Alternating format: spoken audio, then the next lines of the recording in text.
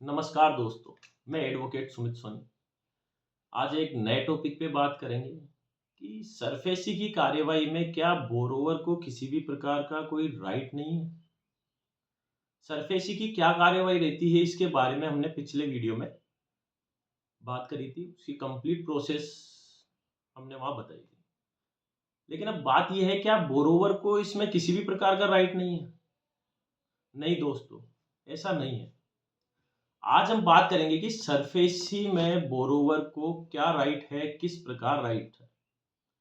देखो, सबसे पहले ये जानना जरूरी है कि सरफेसी की कार्यवाही स्टार्ट कहां से होती है।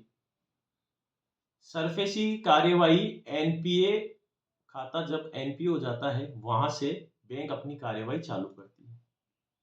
और ये जरूर जान लो दोस्तों कि कोई भी अकाउंट एनपीए कब होता है, जब किसी भी अकाउंट में कंटिन्यूअसली 3 किस्तें बाउंस हो जाती है।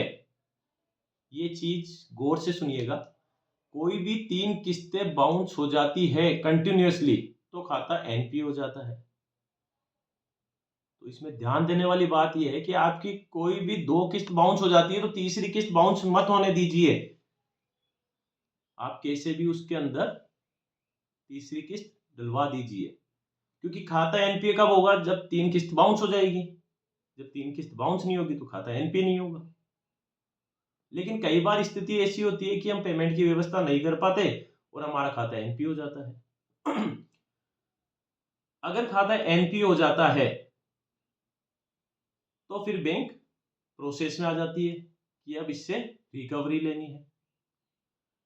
तो जब भी हमारे को पता होता है कि हमारा खाता एनपीए हो सकता है, हमारे पास पेमेंट की व्यवस्था नहीं है, या अगली 2 किस्तों में भी हम व्यवस्था कर पाएंगे नहीं कर पाएंगे, ये हमें ऑलरेडी पता होता है। जब ऐसी कोई भी स्थिति आती है तो उस स्थिति में आप तुरंत बैंक से जाके बैंक शाखा प्रबंधक से मिलिए, उनसे बात कीजिए। लेकिन एक बात ध्यान रहे, कोई भी बात वर्बली मत करना। जो भी बात कर रहे हो आप रिटर्न में कीजिए कि साहब मेरी ये समस्या है, मैं पेमेंट नहीं चुका पा रहा हूं, मेरे को कुछ समय की मोहलत दी जाए।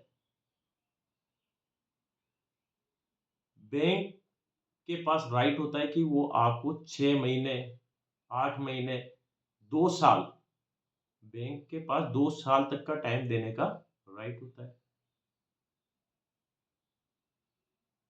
लेकिन ये सारी बात आप रिटर्न में करेंगे, या तो मेल के थ्रू या कोई भी लेटर लिख के आप डाक के थ्रू। आप बैंक को अपनी पोजीशन बताइए कि साहब ये वाली समस्या है, मैं जेन्युइन हूँ, मेरे को पेमेंट चुकाना है लेकिन मैं चुका नहीं पा रहा हूँ, मेरी अभी फाइनेंशियल कंडीशन सही नहीं है, या मेरे ऊपर अभी कई जिम्मेदारी आ गई जिसके कारण मैं अभी कंप्लीट पेमेंट की व्यवस्था नहीं कर पा रहा हूँ। तो ये सारी बात आप बैंक को बताइए। तो उसमें बैंक कई बार आपको 6 महीने का, 8 महीने का या 2 साल तक का टाइम दे देती है कि ठीक है, आप इसको धीरे धीरे चुका दीजिए, या आप 6 महीने बाद हम आपकी किस्तें वापस चालू कर देंगे। या कई बार बैंक लोन को रिकंस्ट्रक्शन कर देती है, आपकी ईएमआई को बढ़ा देगी और उसकी अमाउंट को कम कर देगी ताकि आप उसको चुका सकें।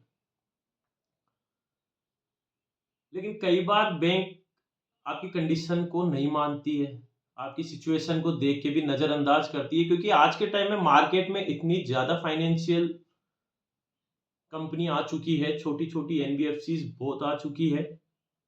वो लोगों की भावनाओं को नहीं समझती, वो सिर्फ अपने पैसे की रिकवरी पे ध्यान रखती है। तो जब आपका खाता एनपीए हो गया, खाता एनपीए होने के बाद में बैंक आपको 13(2) का डिमांड नोटिस भेजेगी। 13(2) का जो डिमांड नोटिस है वो होता है 60 डेज का।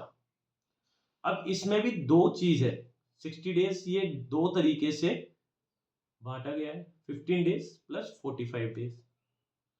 जैसे ही आपके पास 13(2) का नोटिस आता है, विद इन 15 डेज के अंदर आप उस नोटिस का रिप्लाई दीजिए। आप दीजिए या आप अपने वकील के थ्रू उस 13(2) के नोटिस का रिप्लाई करवाइए कि मेरी ये समस्या है, इस कारण मैं पेमेंट नहीं कर पा रहा था। जो भी आपका जेन्युइन कारण है वो उनके सामने रखिए और उसके बारे में बात करिए। हो सकता है आपकी समस्या वहीं सुलझ जाए। बैंक आपको टाइम दे दे या आपके लोन को रिकंस्ट्रक्शन कर दे। अगर बावजूद उसके भी बैंक नहीं मानती है और वो फर्दर एक्शन की बात करती है आपसे, तो 15 दिन बीत जाने के बाद में अपने पास बचते हैं 45 डेज। उन 45 डेज के अंदर हम डीआरटी को अप्रोच कर सकते हैं। डीआरटी डेब्ट रिकवरी ट्रिब्यूनल, ये ट्रिब्यूनल बैंकों के रिकवरी के लिए बनाया गया है। अगर बोरोवर को कोई भी समस्या है, बैंक नहीं सुन रही है, बैंक अपनी फर्दर प्रोसीडिंग को बढ़ाए जा रही है, तो बोरोवर अपने वकील से संपर्क करके डीआरटी में ऐसे फाइल कर सकती है, सिक्योरिटाइजेशन एप्लीकेशन। वहां पे आप जो भी प्रोसीडिंग ऑफिसर है, जिस भी डीआरटी में आपने फाइल किया है, उसके सामने आप अपनी समस्याएं रखिए कि साहब मैं लोन चुकाने को आज भी तैयार हूं, लेकिन मेरी फाइनेंशियल कंडीशन ये है, मैंने बैंक को भी इसके बारे में कई बार सूचित किया है। तो ये सारी बातें जो हम प्रोसेस करके आ चुके थे, वो भी हम कोर्ट में लगाते हैं। आपके जो भी वकील है, एडवोकेट है, वो आपकी तरफ से वहां पे अपीयर होते हैं, उस केस को लड़ते हैं। कोर्ट समझती है कि वाकई बोरोवर जेन्युइन है, तो कोर्ट उस प्रोसीडिंग पे स्टे कर देती है और स्टे करने के बाद में बैंक को बुलाती है। और जो बात बोरोवर करना चाह रहा था, बैंक नहीं मान रही थी, वो कोर्ट के थ्रू उनको माननी पड़ेगी।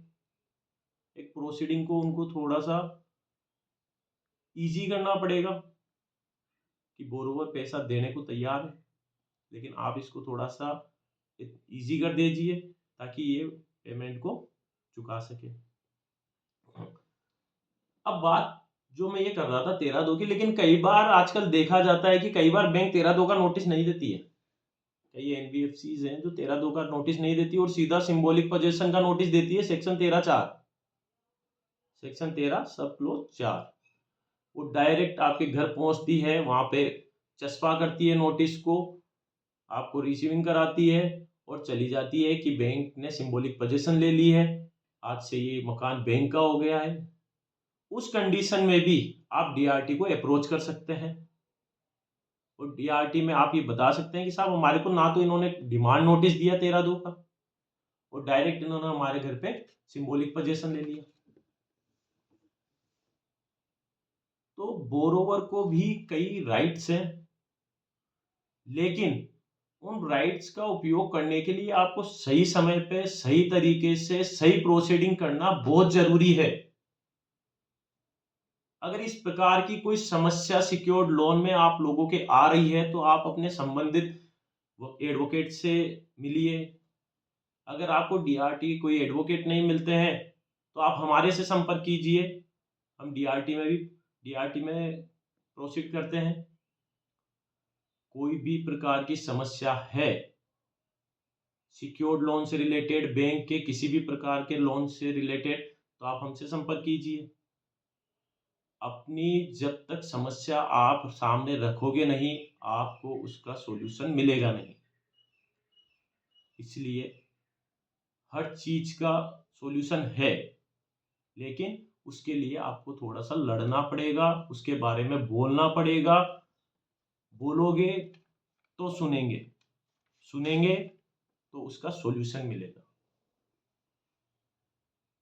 इसी प्रकार के जानकारी के लिए हमारे साथ बने रहिए। हमारे चैनल को सब्सक्राइब कीजिए, लाइक कीजिए, शेयर कीजिए। नमस्कार दोस्तों।